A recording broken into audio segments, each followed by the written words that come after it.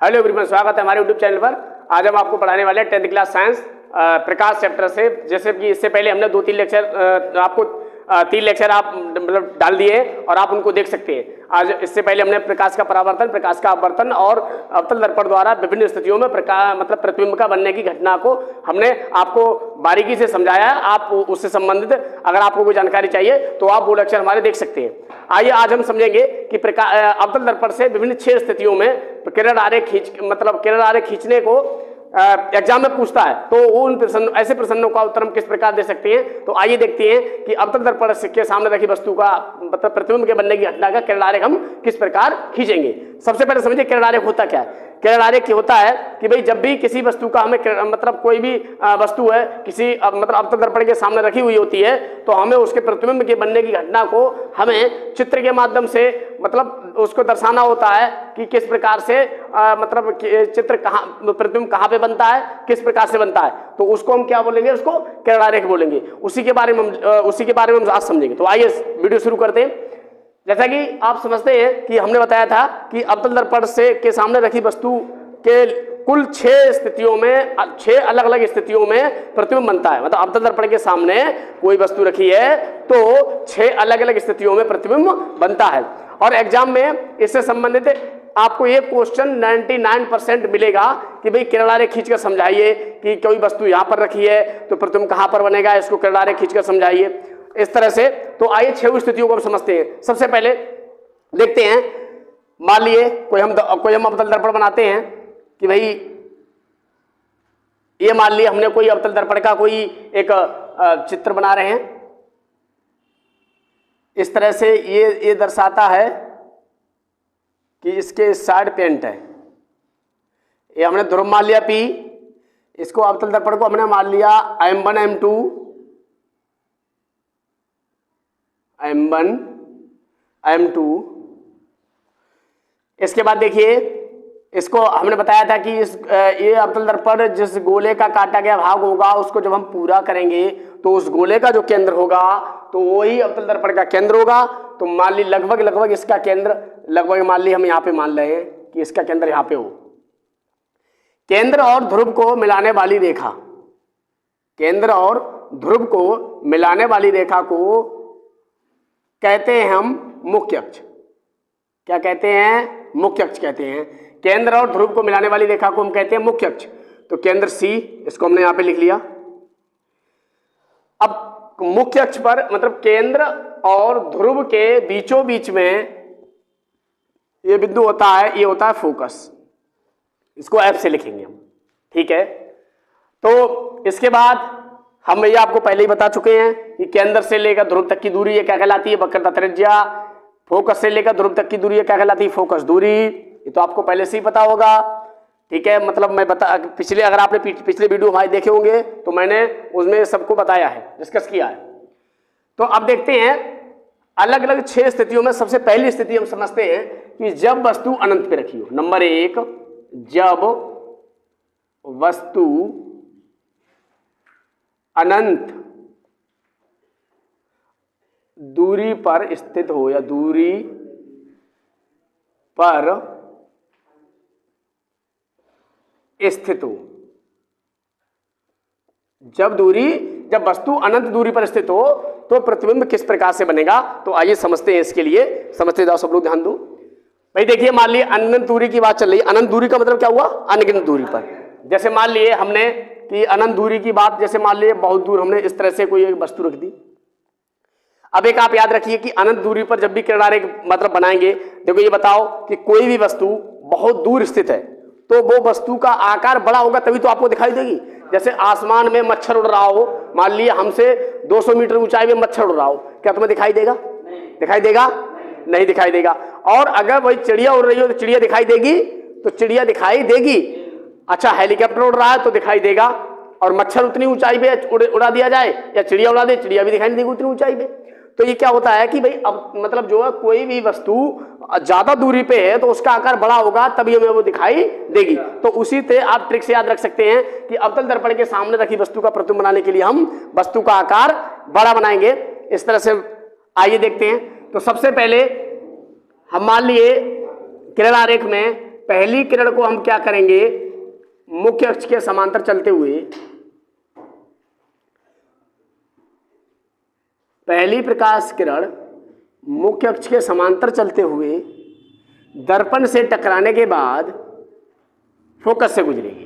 कहां से गुजरेगी? फोकस से। कहां से गुजरेगी भैया? फोकस से गुजरेगी। इसी प्रकार दूसरी किरण मुख्य अक्ष के समांतर चलते हुए दर्पण से टकराने के बाद और कहां से गुजरेगी? फोकस से। अब देखिए, पहले इन दोनों किरणों की हम इस तरह से एरो बना दें, इससे ये पता चलेगा कि भाई ये किरण इस दिशा में जा रही है। इस तरह से देखिए टकरा के लौट रही है, तो हम इसको इस तरह से दर्शा देंगे। ये देखिए, ये भी टकरा के लौट रही है, तो इसको हम इस तरह से बना देंगे। देखिए, तो ये किरण इधर को जा रही है और ये टकराने के बाद परावर्तन होता है और परावर्तन के बाद वापस लौट आती है। इसके बाद ये किरण देखिए, ये भी दर्पण से टकराती है, परावर्तन होता है, परावर्तन के बाद वापस लौटते, फोकस से गुजरती है। अब देखिए, दोनों किरणें जिस बिंदु पर मिलती है वहां पर बनता है प्रतिबिंब। तो देखिए, दोनों किरणें कहां पे मिल रही हैं? दोनों किरणें मिल रही हैं फोकस पे। और हम पहले भी बता चुके हैं, आपको एक ट्रिक से याद रखना है, बता चुके हैं कि वस्तु अनंत पे रखी हो तो प्रतिबिंब कहां बनता है? फोकस पे बनता है। तो आपको पहले से पता है। तो अब हम इसके लिए, ये तो हमने चित्र खींच दिया, तो चित्र खींचना बहुत आसान है, आप अगर इसको समझ लें। देखिए, सबसे पहले क्या करना है आपके लिए, एक अवतल दर्पण बनाना है, अवतल दर्पण, फिर उसके बाद ध्रुव बनाना है, वक्रता केंद्र बनाना है, फोकस बनाना है, एक वस्तु रख, उसके सामने एक वस्तु रखनी है। ठीक है, मान लिया वस्तु का नाम हमने ए बी रख दिया, कुछ भी रख दो आप, ए बी रख दिया। वस्तु से प्रथम प्रकाश किरण चलने के बाद, दर्पण से टकराने के बाद और परावर्तन के पश्चात फोकस से गुजरेगी। दूसरी किरण भी मुख्य अक्ष के समांतर चलते हुए परावर्तन के पश्चात फोकस से गुजरेगी। इस प्रकार ये दोनों किरणें कहां पे मिलेंगी? फोकस पे मिलेंगी। और फोकस पे मिलेंगी तो फोकस पे वस्तु का प्रतिबिंब बनेगा। अब इसी चीज को हम लिखेंगे कैसे? कुछ बच्चे क्या होते हैं, कुछ लोग पढ़ाने वाले भी या कुछ स्टूडेंट्स भी इस चीज को रटते हैं और पढ़ाने वाले भी रटाते हैं कि भाई ऐसा करो, ये बुक में लिखा है और इस चीज को तुम रट लो। तो रटने से काम नहीं चलता है। जो आपने किया है भैया आप लिखोगे। देखो हमने क्या क्या किया, बारी बारी से आप लिखो। सबसे पहले हमने क्या किया बताओ? पहले सबसे पहले हमने क्या किया? सबसे पहले एक अवतल दर्पण M1 M2 बनाया। सबसे पहले अवतल दर्पण M1 M2 बनाया, तो आप इसी प्रकार से लिखेंगे, सबसे पहले एक अवतल दर्पण M1 M2 बनाया। ठीक है, मतलब सबसे पहले एक अवतल दर्पण M1 M2 बनाया। तो सबसे पहले इसको लिखिए कि चित्र में एक अवतल दर्पण M1 M2 लिया गया है। सबसे पहले यही तो किया हमने। उसके बाद उसका हमने ध्रुव बनाया, तो लिखेंगे जिसका ध्रुव P है। जिसका ध्रुव क्या है? P है। इसके बाद हमने केंद्र बनाया जिसका वक्रता केंद्र C है। वक्रता केंद्र क्या है? C है। उसके बाद फोकस है, और फोकस देखिए F है, तो इसके बाद लिखेंगे कि इसका फोकस F है। तो हमने बारी बारी से ये सब बनाया है, उसी बारी बारी से हमने लिखेंगे कि चित्र में एक अवतल दर्पण M1 M2 लिया गया है जिसका ध्रुव P है, वक्रता केंद्र C है, फोकस F है। पहले चित्र का इंट्रोडक्शन लिखेंगे, कोई दिक्कत? पहले आप क्या लिखेंगे? चित्र का इंट्रोडक्शन लिखेंगे। अब देखिए, कोई भी चित्र है, किसी भी क्वेश्चन में मान लो, किसी भी क्रीड़ारेख में मान लो, किसी भी क्रीड़ारेख में चित्र का जो इंट्रोडक्शन होगा, जो इसका जो हम आरेख का जो इंट्रोडक्शन लिखेंगे, ये तो सेम ही रहेगा। ये तो सेम ही रहेगा, क्योंकि देखिए मतलब हम अगर अवतल दर्पण की बात कर रहे हैं तो अवतल दर्पण के लिए हर बार हम अवतल दर्पण मान लो M1 M2, हर एक दर्पण के लिए चाहे किसी भी स्थिति अवतल दर्पण के लिए चाहे किसी भी स्थिति में वस्तु रखी हो तो हम अवतल दर्पण M1 M2 मान सकते हैं। ठीक है, और ये M1 M2 क्या कहलाएगा? उसका द्वारक कहलाएगा। क्या कहलाएगा? इसका द्वारक कहलाएगा। ध्रुव P है, फोकस वक्रता केंद्र C है, फोकस F है। तो ये इंट्रोडक्शन तो सभी क्रीड़ारेख में सेम रहेगा। तो देखिए, कोई भी क्रीड़ारेख आ जाए, इतना तो आपको आता है। क्वेश्चन का जो आंसर लिखने की शुरुआत तो आपको आती है। आप शुरुआत कहां से करेंगे? सबसे पहले शुरुआत कहां से करेंगे? सबसे पहले आप क्वेश्चन का आंसर लिखने की शुरुआत करेंगे आप इसके इंट्रोडक्शन से। कहां से करेंगे? इंट्रोडक्शन से। तो इंट्रोडक्शन में क्या क्या लिखेंगे बताओ? पहले भाई आपसे कोई पूछता है कि आप कहीं गए तो आपसे पूछता है कि आपका इंट्रोडक्शन पूछता है, सबसे पहले आप बताओगे मेरा नाम ये है, मेरे पापा का नाम ये है, मेरा गांव ये है, मेरा जिला ये है, मेरा स्टेट ये है, आप अपना इंट्रोडक्शन दोगे। तो इसी प्रकार से सबसे पहले आपको कोई भी किरदार हो, कोई भी किरदार हो, चाहे अवतल दर्पण के सामने कहीं भी वस्तु रखी हो, चाहे उत्तल दर्पण के सामने कहीं भी वस्तु रखी हो, चाहे अवतल लेंस के सामने, चाहे उत्तल लेंस के सामने, यानी किसी भी किरदार सबसे पहले क्या लिखेंगे, जो हमने आरेख बनाया उसका इंट्रोडक्शन लिखेंगे। सबसे पहले क्या लिखेंगे, उसका इंट्रोडक्शन। तो सबसे पहले बच्चों को सबसे बड़ी परेशानी ये रहती है कि हम प्रश्न का उत्तर लिखना शुरू करें तो करें कहां से। सबसे बड़ी परेशानी रहती नहीं रहती है, अक्सर बच्चों को समझ में नहीं आता है कि हम प्रश्न का उत्तर लिखने की शुरुआत करें तो करें कहां से। तो सबसे पहले आप उत्तर लिखने की शुरुआत कहां से करोगे, इस आरेख का इंट्रोडक्शन लिखोगे। आरेख का इंट्रोडक्शन में क्या लिखोगे, जो आपने पहले बनाया उसको पहले लिखोगे, जो आपने बाद में बनाया उसको बाद में लिखोगे। पहले क्या बनाया आपने, बताओ, M1 M2, M1 M2 पहले बनाया तो लिखेंगे चित्र में एक अवतल दर्पण चित्र में एक अवतल दर्पण लिया गया है, ये कहलाता है इसका द्वारक, जिसका द्वारक M1 M2 है, जिसका द्वारक जितना ज्यादा गुला M1 M2 है। ध्रुव क्या है, P है, वक्रता केंद्र क्या है, C है, फोकस क्या है, F है। तो इसका इंट्रोडक्शन ही तो है, ये क्या है, इसका इंट्रोडक्शन है। इसका इंट्रोडक्शन लिख लिया आपने, इतना इंट्रोडक्शन सब में सेम रहेगा, कोई भी किरदार हो। अब अगला काम करते हैं। अगला काम ये, तो इसके सामने एक वस्तु ए भी रखी गई है बच्चों, ये भी सेम रहेगा। वस्तु का नाम आप हर एक किरदार में वस्तु को ए भी मान लो, वस्तु का नाम कोई फर्क नहीं है, आप वस्तु का नाम XY मान लो, कोई फर्क नहीं है। फिलहाल में ऐसे प्रतीकों को मानना जो इसमें कहीं पे दूसरी जगह इस्तेमाल नहीं किए हुए। जैसे मान लो अब आपने वस्तु को मान लिया CF मान लिया, तो आप ये नहीं मान सकते, आप ये मानोगे तो गलत है, क्योंकि CF तो ऑलरेडी सेंटर को और फोकस को मान चुके हैं। तो आप इनको छोड़ के कोई भी संकेत मान लो, XY मान लो, वस्तु A' B' मान लो, AB मान लो, ठीक है, और A1 A2 मान लो, B1 B2 मान लो, इस तरह से जो भी मानो। तो वस्तु भी आप रखोगे हर एक किरदार में इतना सेम रहेगा, नहीं रहेगा। तो इतना तो कोई भी किरदार खींचने को आ जाए, इतना तो आपको हर एक किरदार के बारे में आता नहीं आता, ये बताओ पहले। क्यों भाई, कोई भी किरदार आ जाए कि इतना सब किरदार के बारे में इतना आपको आता है कि उसका इंट्रोडक्शन लिखना और उसके सामने वस्तु रखना। अब चेंज कहां से होगा, चेंज इतना आएगा सब में कि भाई अगर वस्तु, जैसे मान लो इसकी बात आ रही है, इस किरदार की, तो इसमें वस्तु कहां रखी है, अनंत पे रखी है। कहां रखी है, अनंत पे रखी है। तो इसमें रखेंगे कि वस्तु ए भी अनंत पे रखी है। अगर मान लो ये इसमें वस्तु कहां रखी होती, अनंत और केंद्र के बीच रखी होती, तो हम लिखते वस्तु अनंत और केंद्र के बीच रखी है। अगर मान लो वस्तु सेंटर केंद्र पे ही रखी होती, तो हम लिखते ए भी वस्तु केंद्र पे रखी है। तो बस इसकी वस्तु की पोजीशन हमें चेंज करके लिखनी है हर किरदार में, जैसे जैसे पोजीशन वो बदलेगा। ठीक है, क्वेश्चन में इतना आपको क्लियर हुआ। कोई भी किरदार हुआ, इतना आप लिख दोगे, नहीं लिख दोगे कि भाई इसका इंट्रोडक्शन लिखना है, इसके बाद वस्तु कहां पे है वो लिखना है। अब देखिए अगला काम क्या है, देखो अब देखो यहां से चेंज होगा कि भाई सबसे पहले देखो, वस्तु से चलने वाली प्रथम प्रकाश किरण दर्पण से टकराने के बाद, दर्पण से टकराइए, परावर्तित होती है और कहां से गुजरती है, फोकस से गुजरती है। ठीक है, कोई दिक्कत है, या ऐसे लिख सकते हैं, वस्तु से चलने वाली प्रथम प्रकाश किरण तो मुख्य अक्ष के समांतर चलते हुए दर्पण से टकराने के बाद फोकस से गुजरती है। इसी प्रकार दूसरी प्रकाश किरण मुख्य अक्ष के समांतर चलते हुए दर्पण से टकराने के बाद फोकस से गुजरती है। दोनों किरणें फोकस से गुजर रही है। अच्छा, दोनों किरणें फोकस से गुजर रही है, और दोनों किरणें मिल कहां रही हैं, दोनों किरणें मिल कहां रही हैं, फोकस में मिल रही हैं। तो फोकस में दोनों किरणें मिल रही हैं, तो फोकस पे ही वस्तु का प्रतिबिंब बनेगा। ठीक है, बताओ यहां तक कोई दिक्कत किसी के लिए। तो अब लिखते देखो किस तरह से लिखेंगे। लेकिन मान लो इसका इंट्रोडक्शन इसका हम नहीं लिख रहे हैं, इसका इंट्रोडक्शन सब में सेम रहेगा।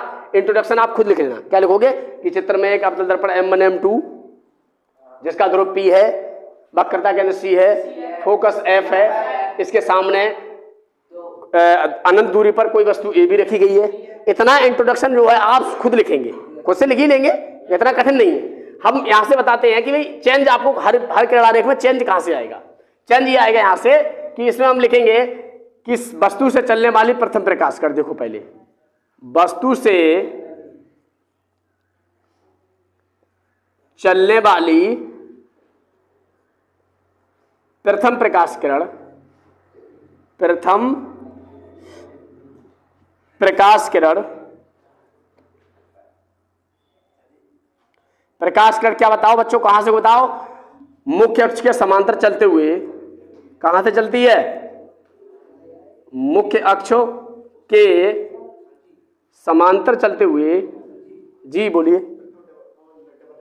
अच्छा डबल लिख गया, चलो।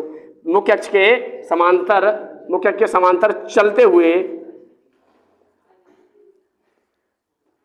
दर्पण से टकराने के बाद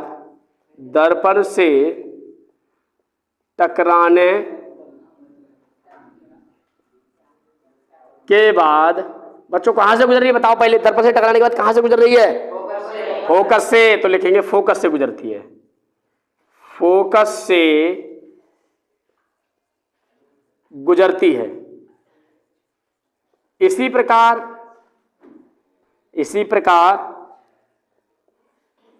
दूसरी किरण या एक अन्य किरण भी लिख दो। दूसरी किरण क्या करती बताओ बच्चों, बताओ। वो भी दर्पण से टकराने के बाद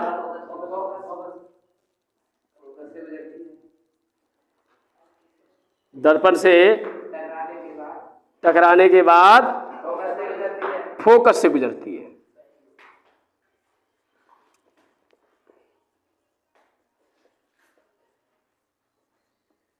इतना किसी को कोई दिक्कत? दर्पण से टकराने का फोकस से गुजरी। अब दोनों वस्तुएं, अब देखो फोकस में गुजरती, दोनों कहां मिल रही? फोकस में मिल रही है, ठीक है। दोनों किरणें फोकस पर मिलती हैं, फोकस F पर मिलती हैं। अतः F पर वस्तु का, बताओ, वस्तु अनंत पे रखी है, प्रतिबिंब फोकस पे बनेगा। तो हमने आपको बताया था उस दिन कि बताओ प्रतिबिंब कैसा बनेगा, छोटा बनेगा बड़ा? वस्तु से अनंत पे वस्तु रखी है और प्रतिबिंब बनना फोकस पे, तो छोटा बनेगा बड़ा? छोटा बनेगा, ठीक है। तो छोटा बनेगा तो लिखेंगे वस्तु का F पर वस्तु का अत्यंत छोटा। और कैसा बनेगा देखो, वास्तविक उल्टा, क्योंकि सीधा प्रतिबिंब एक ही स्थिति में बनता है। हमने बताया था जब वस्तु फोकस और ध्रुव के बीच रखी हो तब दर्पण के पीछे बनता है। तो अभी उसी कंडीशन पर प्रतिबिंब जो है सीधा बनता है। अब बाकी सब में उल्टा ही बनता है। तो उल्टा के साथ क्या आएगा? वास्तविक उल्टा आएगा। तो लिखेंगे अतः F पर वस्तु का वास्तविक उल्टा, इधर लिख दे, वास्तविक उल्टा तथा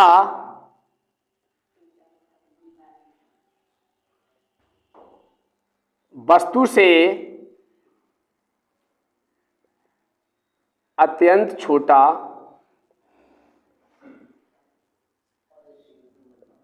प्रतिबिंब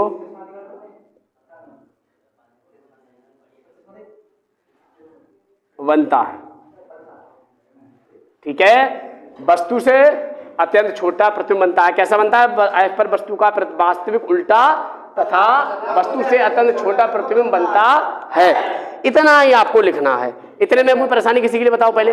अब देखिए पहले, अगर इतने सा हर एक किरदार में इतना सा चेंज होगा, बाकी इंट्रोडक्शन जो है सब में सेम रहेगा। बाकी इंट्रोडक्शन जो कोई भी किरदार को सब में इंट्रोडक्शन जो है सेम रहेगा, इंट्रोडक्शन में कोई चेंज नहीं आएगा। किसी को कोई दिक्कत? ठीक है। तो किरदार आप खींच लाएंगे, ठीक है। तो मैंने जो ठीक है, आप इससे आगे जो एक दो किरदार बचा है, ठीक है, अगले वीडियो में कराएंगे। और इसी प्रकार के वीडियो देखने के लिए हमारे चैनल को सब्सक्राइब करें। धन्यवाद।